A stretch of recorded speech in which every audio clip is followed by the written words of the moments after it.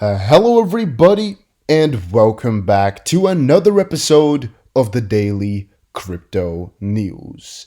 And now, my big question of today is: are you guys gonna go out for a holiday this year, or are you gonna stay home because of the CV? And you guys know what I'm talking about, but put it down there in the comment section below because I'm actually really interested to see what you guys think. And also, as I've said before, make sure you press the like button and subscribe to show your support for the channel. It helps me out a ton and really puts a smile on my face. So first of all, I have a little bit of a question for you guys, and that is, what do you think about central banks and crypto, right? Because here I saw a tweet pop by that said, XRP will be number one, read about the Dutch central bank and XRP. So when I scroll down here, somebody says, you have a link to back that up. This is back in 2018. Let's hope they allow the holding and hopefully soon the usage like they do in the US. And Komorebi says, there's more, and then the XRP Daily here, the website.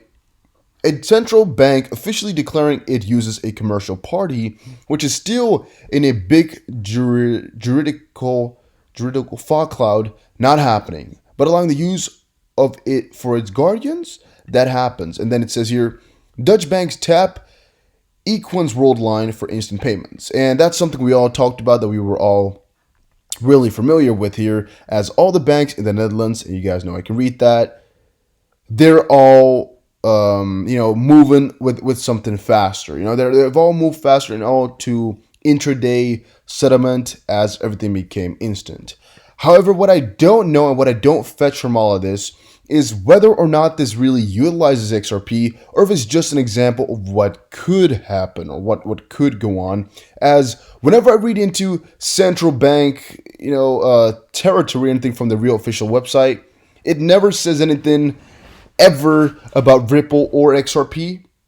They often give it as an example. In this one, it just talks about Ether, Libra, and Bitcoin. But all it does is mention how volatile Bitcoins are. And another very interesting example, or one thing there is, most very known cryptos are Bitcoin and Ether. Investing in cryptos is risky. The value can go up and down really quickly. It's also not really that obvious which parties really sent them out, if you guys know what I mean. Like, just give them out and really rule over them. If one party goes bankrupt, there's not really any guarantees that are made there. And with central banks, they of course support their own currencies. And with the euro, it's backed up by the ECB. With the dollar, it's backed up by the Fed. But nobody's really backing up these Bitcoins or the cryptos, and that's why they're warning for them, which really, to me, sounds kind of really contra to any system like this. However, I'm not against it. I'm really happy for all of this, but it's old info, and we really have not heard anything more about it.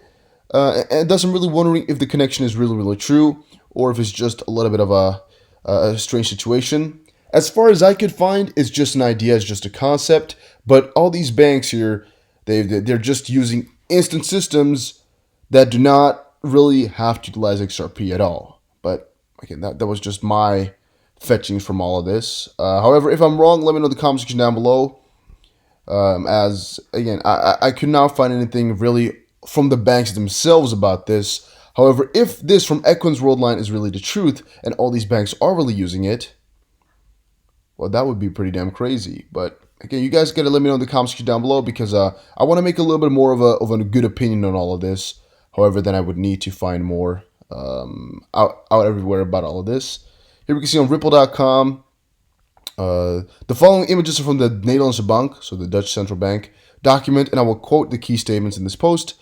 The Ripple Network Protocol C-Box 3 is an example of an innovation that could contribute to change by enabling banks to use the infrastructure to facilitate real-time payments. And that's something I must admit, they very often mention Ripple, as I said earlier in the video, and sometimes even XRP.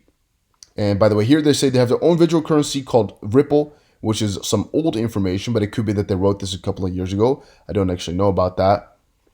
But one point about this is it all comes from XRP Owl, who's been doing a lot of digging. That's definitely for sure.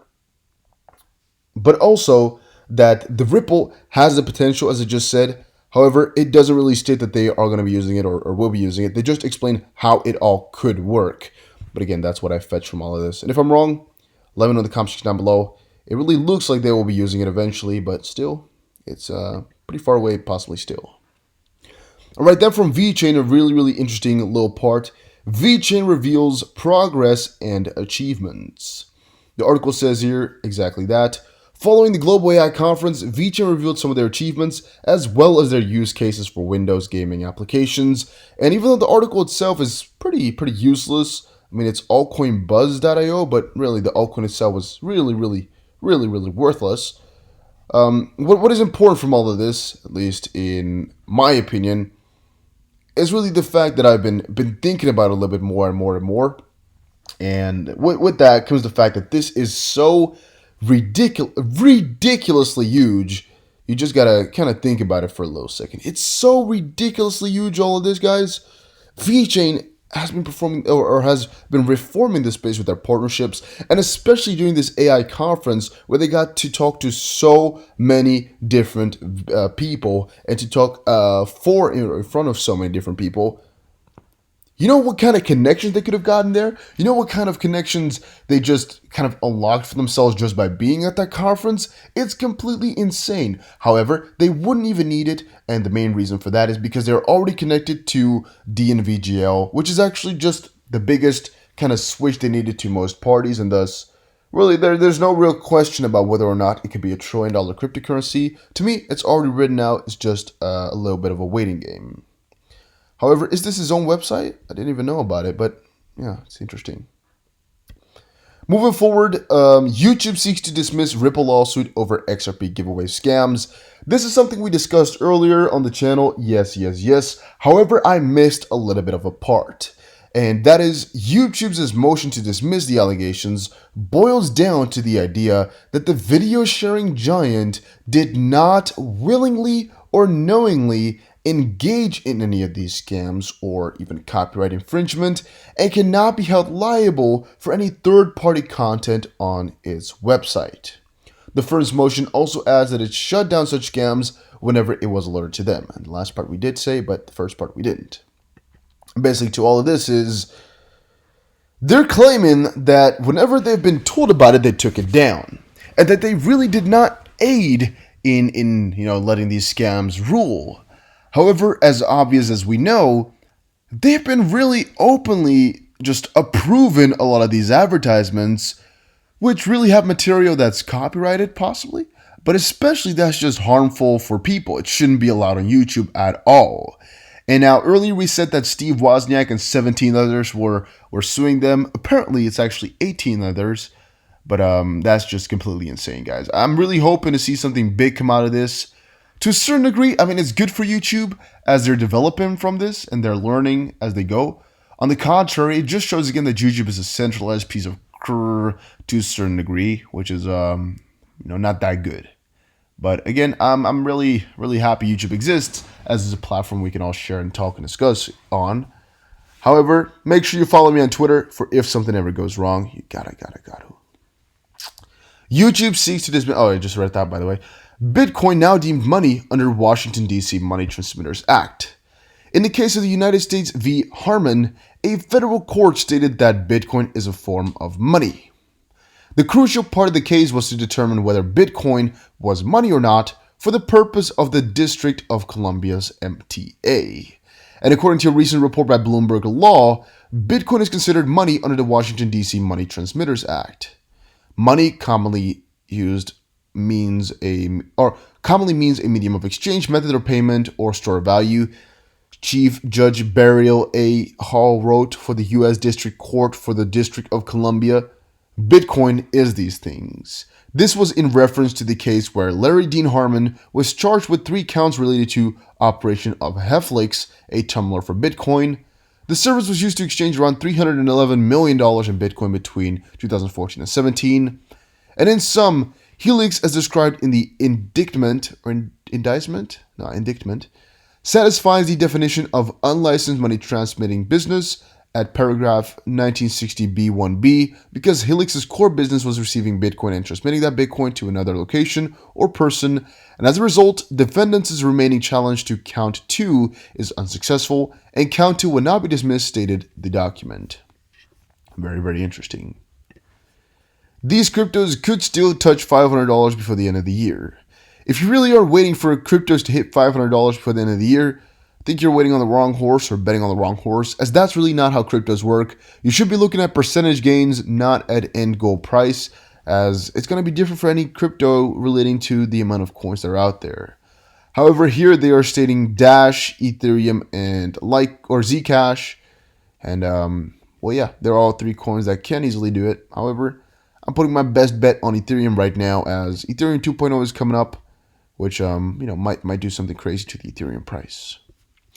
That actually has to do with this as well. Ethereum is testing its blockchain mergers for Ethereum 2.0 arrival. Everything right now is in the spotlight for Ethereum 2.0, Ethereum 2.0. Everybody's been talking about it, and rightfully so, as it could really change the game up. And a lot of people are saying Ethereum is going to be the number 1, and Ethereum might overtake Bitcoin as Ethereum 2.0 rolls out. I don't know too much about that, really, but a lot of people have been speculating about that for years, where the flippening, in this case, not the Bitcoin Cash and Bitcoin flipping or anything like that, but in this case here, Ethereum overtaking Bitcoin is what everybody's been discussing again. And, well, it is a possibility, but I see it as pretty small.